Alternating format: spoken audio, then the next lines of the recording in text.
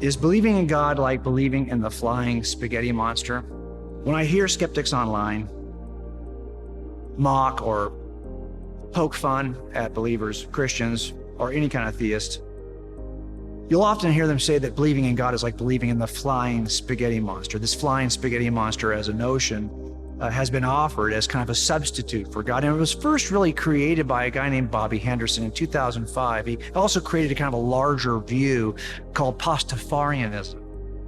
And really this was created by Bobby in response to the Kansas school district, where he saw that intelligent design, a notion of creation that comes from the mind of a designer to explain the features of the cosmos, the features of biology. He saw that emerging in his local school district, and he decided to offer this alternative and to claim that believing in God is as ridiculous as believing in the flying spaghetti monster. But let's be clear about one thing. Bobby does not believe in the flying spaghetti monster any more than he believes in God. This was really just a notion that was invented to kind of make the distinction, to make a case against God.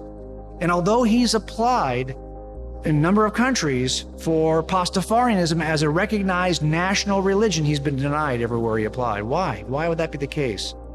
Well, in large part because people understand, and governments understand, and nations understand the difference between religious claims and fictional claims.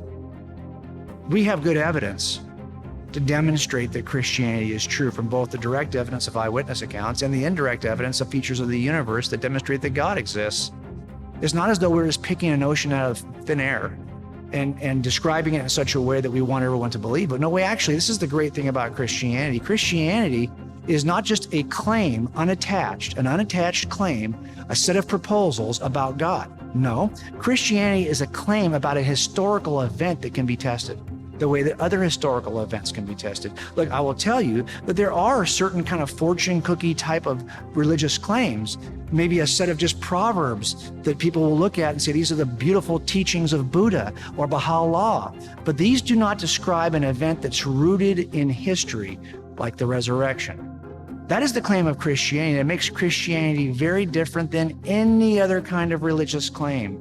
It's not as though people thought up, well, let's just think of a crazy character like the flying spaghetti monster. No, it's that something happened in the course of history that people observed and wrote about, and we have that direct evidence claim to review thousands of years later. That is very different. Can you see the difference between fictional notions that are not rooted in history and claims for which we have an historical record? If we can't see that distinction, it's going to be hard to advance any conversation about the nature of God or Christianity. The claims related to the flying spaghetti monster are by their very nature very different than the claims related to Christianity.